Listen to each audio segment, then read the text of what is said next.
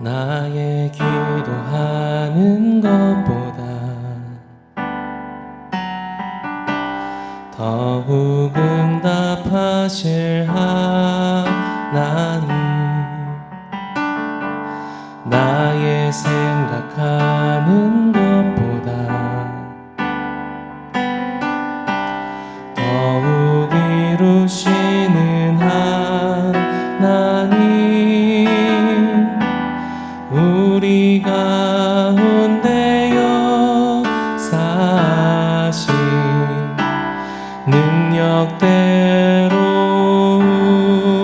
우리들의 간구함을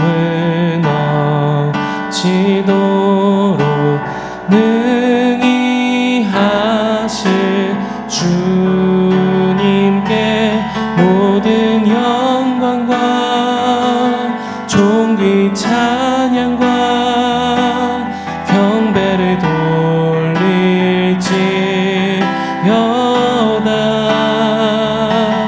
모든 영광과 존귀 찬양과 경배를 돌릴지어다.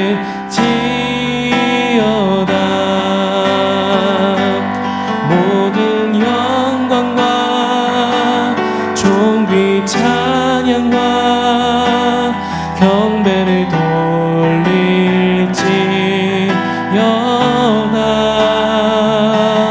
모든 영광과 존귀 찬양과 경배를 돌릴지어다.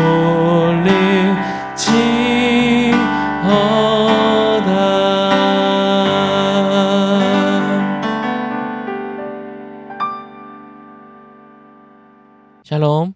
오늘 함께 보실 말씀은 요한일서 5장 14절에서 15절 말씀입니다. 그를 향하여 우리가 가진 바 담대함이 이것이니 그의 뜻대로 무엇을 구하면 들으심이라.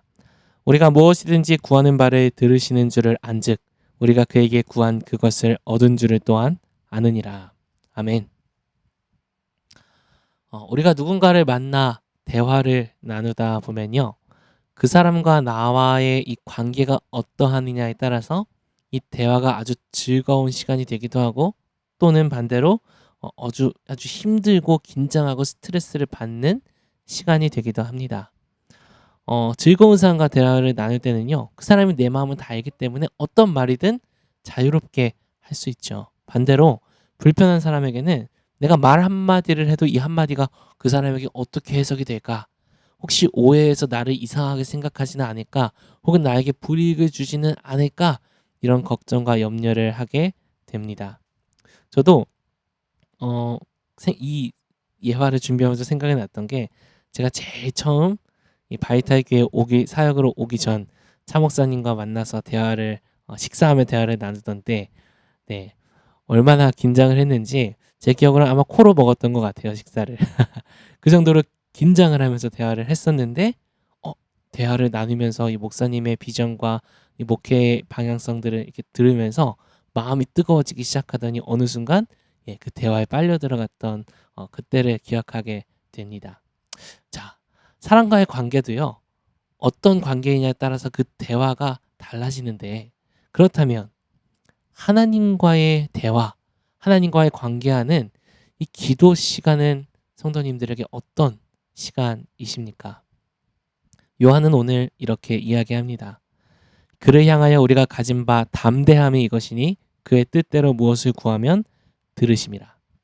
여기서 담대함은요, 말할 수 있는 자유를 의미합니다.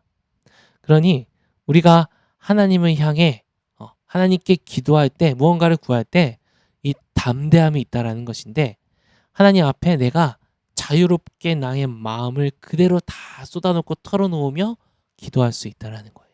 마치 아버지와 자녀가, 신부가 신랑에게 자기 마음속에 있는 것들을 털어놓고 대화하는 것처럼 하나님과 대화하는 것이 이 기도라고 말을 합니다. 온 천지 만물을 창조하신 그 하나님께 자녀로, 신부로 나아가 기도한다는 거, 이거 정말 엄청난 특권 아닐까요? 그런데 반대로 우리가 기도하지 못할 때, 기도가 어려워요 하는 분들 생각보다 많이 있으시거든요. 특히 우리 학생들은요, 이 기도만큼 또 어려운 게 없다라고 말을 하기도 합니다. 왜냐? 기도가 바로 이 담대함의 시간이라는 것을 아직 모르는 겁니다. 담대함의 시간. 정말 자유롭게 하나님과 대화하는 그 시간이 기도라고 한다면요. 기도는 숙제가 되거나 기도가 일이 되거나 하지 않습니다. 기도는 쉼이 되고요. 충전이 되고요. 기도는 다시 한번 나를 깨끗하게 새롭게 가지런히 정돈하는 내 마음을, 영혼을 정돈하는 그 시간이 기도가 됩니다. 그러면 기도 안 할 수가 없죠. 하루 시작할 때 기도를 안 할 수 없죠. 세수하는 것처럼 씻는 것처럼 기도를 하게 되고, 하루가 끝날 때는 또 다시 샤워하는 것처럼 하루의 나의 삶을 하나님께 가져가며 대화하며 기도하는 시간, 너무 즐겁고 행복한 시간이지 않을까요? 히브리서 4장 16절에선 이렇게 이야기합니다. 그러므로 우리는 긍휼하심을 받고 때를 따라 돕는 은혜를 얻기 위하여 은혜의 보좌 앞에 담대히 나아갈 것이니라. 긍휼하심을 받고 때를 따라 돕는 은혜를 얻기 위해 그 하나님의 은혜의 보좌 앞에, 임재 앞에 담대히 자유롭게 기쁨으로 나아간다라고 말하고 있습니다. 예수님께서도 십자가에 못 박혀 돌아가시기 직전 제자들에게 하시는 말씀이 있습니다. 요한복음 14장에서 16장 말씀인데 한번 따로 한번 또 읽어보시면 좋겠어요. 내 제자들이 나를 배신하기 전 예수님이 제자들에게 어떤 말씀을 하셨을까? 그중 일부만 제가 가져왔습니다. 14장 1절입니다. 너희는 마음에 근심하지 말라. 하나님을 믿으니 또 나를 믿으라. 15장 9절입니다. 아버지께서 나를 사랑하신 것 같이 나도 너희를 사랑하였으니 나의 사랑 안에 거하라. 16장 33절입니다. 이것을 너희에게 이르는 것은 너희로 내 안에서 평안을 누리게 하려 함이라. 세상에서는 너희가 환난을 당하나 담대하라. 내가 세상을 이기었노라. 예수님은요, 자신을 배신할 그 제자들이 받게 될 죄책감과 패배감과 치욕스러움을 아시고 계셨습니다. 그래서 그 제자들에게 말씀하시는 거예요. 근심하지 말고 끝까지 나를 믿어라. 내가 너희를 사랑했으니 그 사랑 안에 거해라. 내가 너희에게 이 말을 하는 건 너희가 평안을 누리게 하기 위함이다. 내가 세상을 이겼으니 담대해라. 예수님은 제자들에게 담대함을 말씀하시고 담대함을 기억하라 하십니다. 죄책감과 치욕스러움과 패배감에 휩싸여 내가 하나님 앞에 더 이상 설 수 없는 존재인 것처럼 느껴질 때 담대함을 가지고 다시 찾아오라는 것이죠. 그러면 만나 주실 것이고 회복시켜 주실 것이고 새롭게 고쳐 주실 것이라 말씀하십니다. 이 담대함의 기도가 우리에게 있길 소망합니다. 자, 그런데 이런 담대함의 기도에 제한이 하나 붙습니다. 다시 요한일서 5장 14절 후반부로 돌아와서 보면요, 이렇게 말합니다. 그의 뜻대로 무엇을 구하면 들으심이라. 그의 뜻대로 구하면 들으신다 말씀하십니다. 만약 우리가 담대함을 가지고 하나님 앞에 나아가지만 여전히 내가 짓고 있는 죄, 근데 이 죄와 싸우는 것조차 이제는 포기해서 이 죄를 그저 나의 삶의 일부로 받아들이고 계속해서 그 죄를 먹고 마시고 누리는 상태에서 하나님 앞에 담대함으로 나아가는 것, 이것은 잘못돼도 상당히 잘못된 것이겠죠. 어그러지고 이상한 모습일 겁니다. 마치 배우자에게 사랑한다라고 고백하면서 옆에 다른 여자를 팔짱 끼고 앉는 상태에서 고백을 하는 모습, 그 모습을 보면 우리는 정신이 나갔다라고 표현하죠. 하나님 앞에 담대함으로 나아갈 때 우리가 그 하나님의 뜻대로 나아가지 않는다면 마치 이런 정신 나간 사람과 같은 모습이라는 겁니다. 우리가 주님 앞에 나아가 기도한다라는 것은요, 내가 원하는 대로 내 뜻대로 하나님의 마음을 돌려서, 기도로 돌려서 하나님 저 따라오세요. 저에게 이런 복 주셔야 됩니다. 이것이 기도가 아닙니다. 이것은 하나님을 믿지 않는 우상을 섬기는 사람들의 관습입니다. 그렇다면 우리의 기도는 뭘까요? 우리의 기도는 내 뜻을 하나님의 뜻에 맞추는 것, 잘못되었던 나의 의지와 갈망을 하나님의 의지와 갈망으로 바꾸는 것, 그것이 바로 기도입니다. 그래서 기도는 내 의지를 하나님의 의지에 복종시키는 그 시간, 그것이 기도이기에 우리가 주기도문을 할 때 뜻이 하늘에서 이루어진 것 같이 땅에서도 이루어지이다 라고 고백하잖아요. 이 고백이 우리의 고백이 되어야 할 줄 믿습니다. 이 고백을 오늘날 우리의 기도로 우리의 삶 가운데 적용하면 이렇게도 우리가 기도할 수 있을 것 같아요. 하나님, 주님의 뜻이 하늘에서 이루어진 것 같이 예수 그리스도 안에서 모두 이루어졌던 것처럼 땅에 사는 주님의 작은 지체인 질그릇과 같이 깨지기 쉽고 좁디 좁은 저와 같은 존재에게도 주님의 그 뜻이 하나님 이루어지길 기도합니다. 주님, 저 같은 것을 통해서도 하나님의 그 위대하시고 아름다운 뜻이 이루어지길 소망합니다. 여러분, 이것만큼 아름답고 순결하고 멋진 기도가 어디 있을까요? 우리가 이 기도를 할 수 있길 소망합니다. 주님, 내 뜻이 아니라 주님의 뜻대로 주님의 뜻을 이루어 주시옵소서.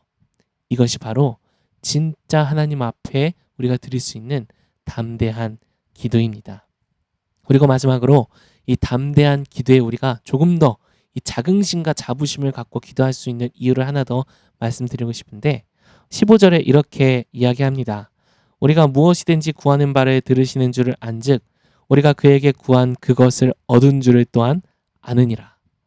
우리가 구한 바를 하나님께서 듣고 그것을 이미 우리가 구한 것을 얻은 줄을 안다라고 고백합니다. 우리가 담대히 기도할 수 있는 이유는요, 그것을 하나님이 들어주시기 때문인데 다니엘서 10장을 통해 우리가 이것을 좀 더 잘 알 수 있을 것 같습니다.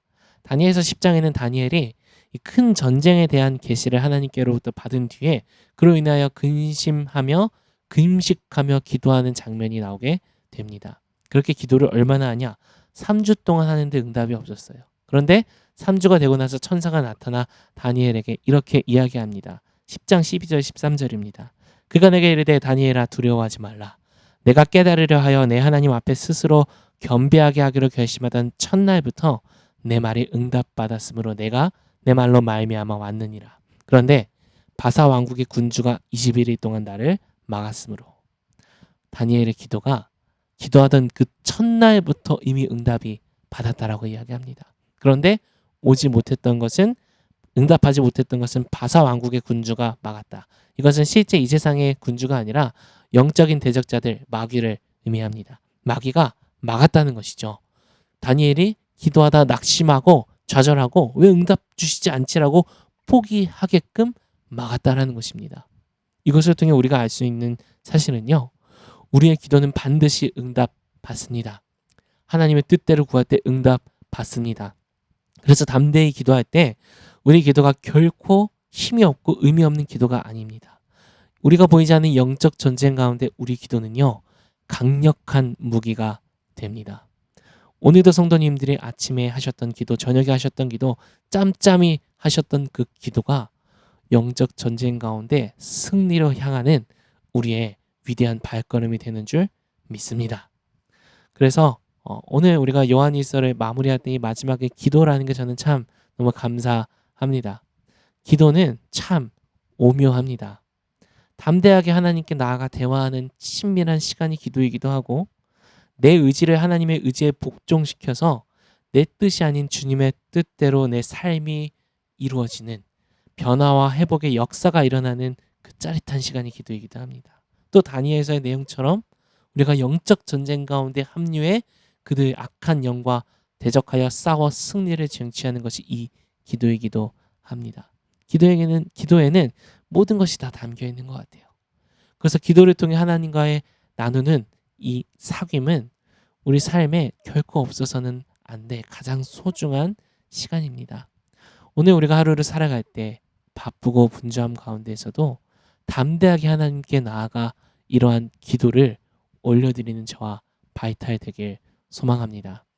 그래서 오늘 원포인트는요, 담대히 기도입니다. 담대히 기도지만 이 담대함의 의미, 내가 자유롭게 하나님과 기도하며 내 마음을 쏟아내며 이야기를 나눌 수 있다라는 의미를 생각해 볼 때 오늘 기도는 숙제나 혹은 어떤 의무적인 일이 아니라 쉼으로 또 변화됨으로 회복함으로 고쳐짐으로 함께 기도하길 소원합니다. 오늘 함께 말씀 기억하며 원포인트 기억하며 기도할 때 오늘 지금 하는 우리의 이 기도도 담대한 기도가 되기 원합니다. 하나님 앞에 우리의 마음을 쏟아내며 하나님, 질그릇과 같이 연약한 부족한 저에게도 그 하나님의 뜻이 온전히 이루어지게 하옵소서. 주님 앞에 그렇게 누림으로 사귐으로 기도합니다. 그렇게 고백하며 함께 기도하도록 하겠습니다.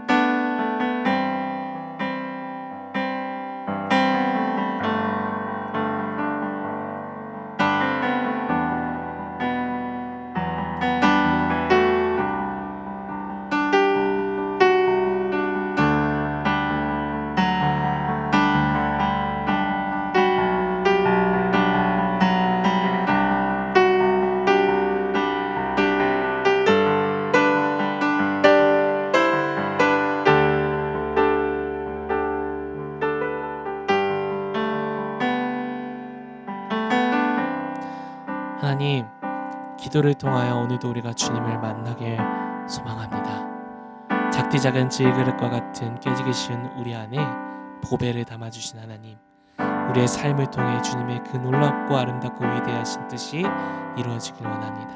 오늘도 그렇게 담대히 주님 앞에 기도로 나아가는 바이탈 되게 하여 주시옵소서. 감사드리며 예수님의 이름으로 기도합니다. 아멘.